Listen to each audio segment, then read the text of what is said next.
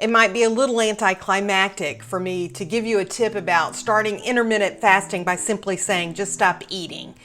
Join me as I share with you 3 tips to get started on the intermittent fasting journey. I'm really glad you're here.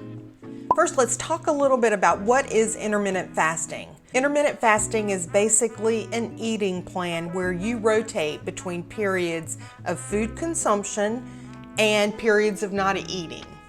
You are not restricted to any food during the course of your eating window. And for clean fasting, you are restricted to drinking plain water, black coffee, and tea during your fasting window. If you're adopting an intermittent fasting lifestyle for weight loss, you can consider pursuing more closely some of those typical weight loss plans like keto, low carb, and so forth.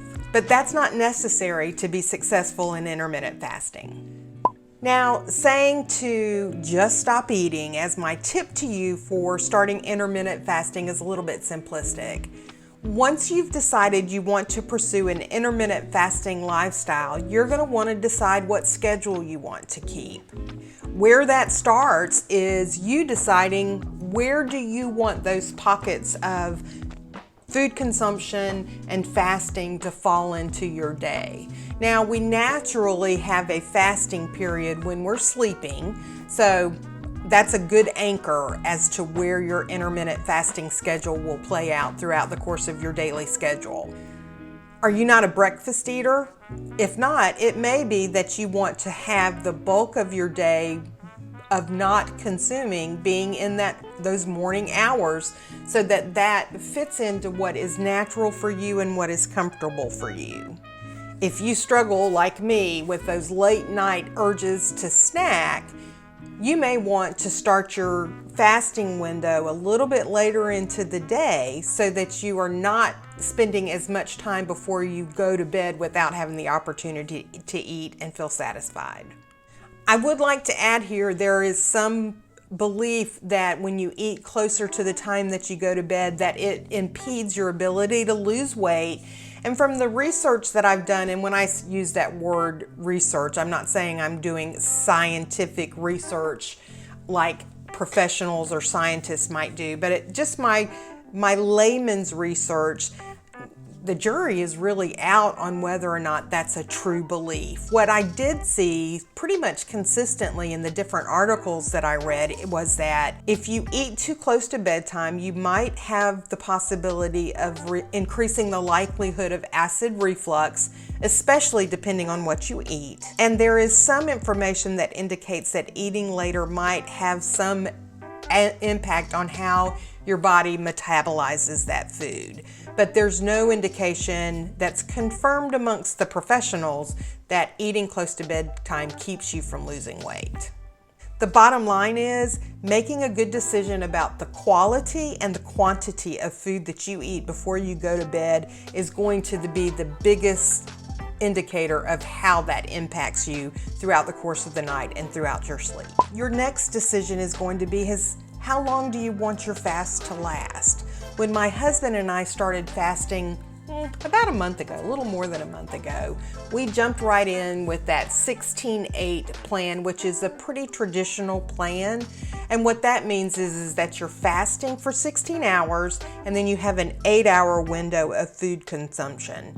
As I've read different articles and different books since starting the fasting experience, I've learned that some people are suggesting that you might want to work into that more gradually. And what that might look like for you is that you may decide to start with a shorter window of fasting. You may want to do 12 hours of fasting and 12 hours of food consumption, gradually working yourself up to that 16-8 period. You may decide to start out by just skipping one big meal a day, just to gradually work yourself into that.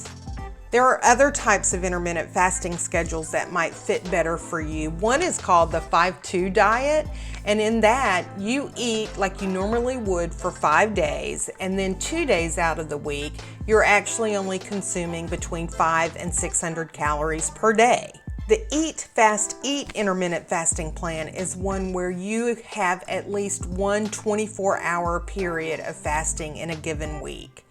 Another plan is where you actually rotate those 24-hour fasting periods where you will fast for 24 hours and then consume for 24 hours. Although a lot of what I read said that doing that 24-hour fast may be a little bit challenging to sustain going 24 hours without food. And I certainly think it would be difficult to start that way in the beginning.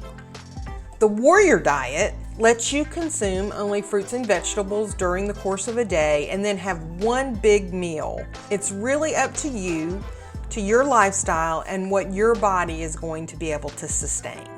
One of the things that I love about this plan is its flexibility. Let me just stop real quick. If you're getting value out of this video, would you go ahead and press that thumbs up button and let me know that this is working for you? And in the comments, what questions do you have about intermittent fasting? Let me know and I'll see how I can address them in future videos.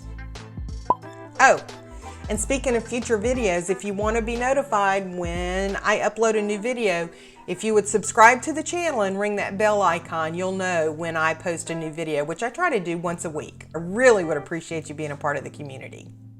One of the most attractive aspects about intermittent fasting and the place where I have felt the most empowered is that I do not have to stick to a particular diet. I do not have to eliminate anything out of my diet. I can choose to eat whatever I want to eat, although I do try to stay away from foods that have added sugars, are heavily processed, and I try very hard not to eat what I would normally eat in a 24-hour period in my 8-hour eating window. I have not been consistent in adding exercise to my regimen, although what I have read in my research indicates that simply getting up, getting out, and moving more will actually enhance the effects of the intermittent fasting more so than doing any hardcore cardio or physical activity. You don't have to exclude anything out of your diet, but you want to make sure that what you do partake of, you partake of in moderation. Next, pick the day to start and plan to extend grace to yourself. Plan to give yourself time to get comfortable with this new routine and to get to know it and get to understand how it feels and how it affects your body. Expect that you're going to have slips and starts, but don't let that prevent you from continuing to refine your process, your practice, and your progress. It is better to break your fast and start again than it is to punish yourself and then end up making unhealthy food choices when you do resume eating at the end of your fasting window. If you're on day 3 and those 9 p.m. gremlins are telling you that you're hungry, which is my problem, just go ahead and give in to that. And then just extend your fasting window the next day. My fast window is from 8 p.m. until noon the next day. And there have been times that at 8:30 I've decided I want to have that nighttime snack of popcorn, and I go ahead and have it, and I just go ahead and extend my window by an hour the next day. And I don't beat myself up about it. Your body isn't watching the clock, but it is tracking and responding to the amount of time that you go without food, and that's what fasting is all about.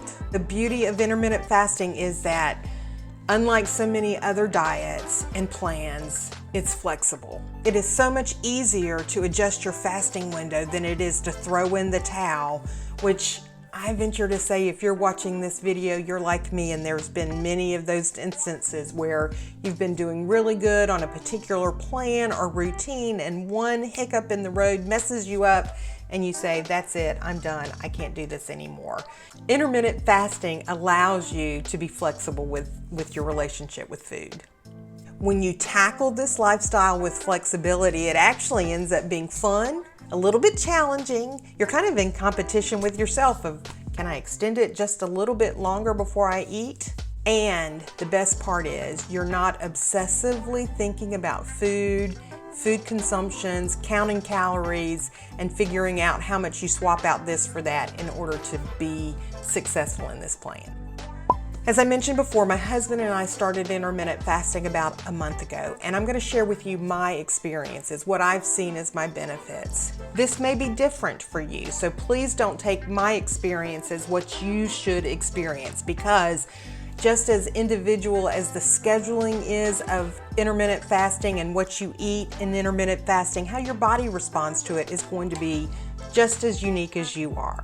What I have experienced is I have experienced some weight loss. It's been very slow, very gradual, but that's okay because the slower I lose it, the better my body acclimates to it, and the more likely I am to leave it off.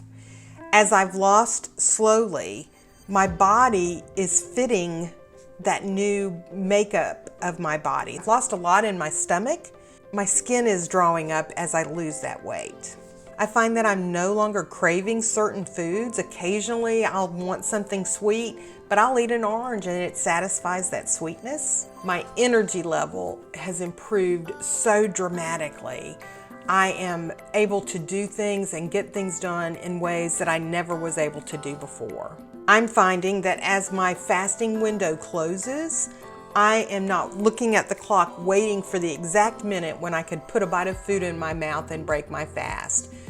There has been a sense of relief and release in knowing that I am no longer held captive by food, and that is so freeing and is making my life so much more pleasurable. I can enjoy food, but I don't have to worship food. Now, I would be remiss if I didn't make this disclaimer. Please know that nothing in this video is to take the place of you getting medical guidance from your medical provider.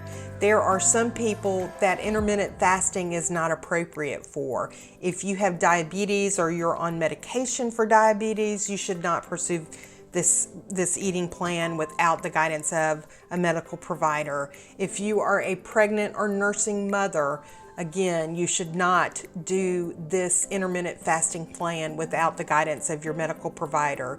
If you have a history of eating disorders, bulimia, or anorexia, this plan is not something that you should pursue without the assistance of a professional. Thank you for joining me. Please stay tuned to future videos where I'll continue to update you on my progress with intermittent fasting. I'm really glad you're here. Let me know in the comments if there's any particular question you have about intermittent fasting, and I'll be sure to address that in future videos. Thanks for joining me. Have a great day.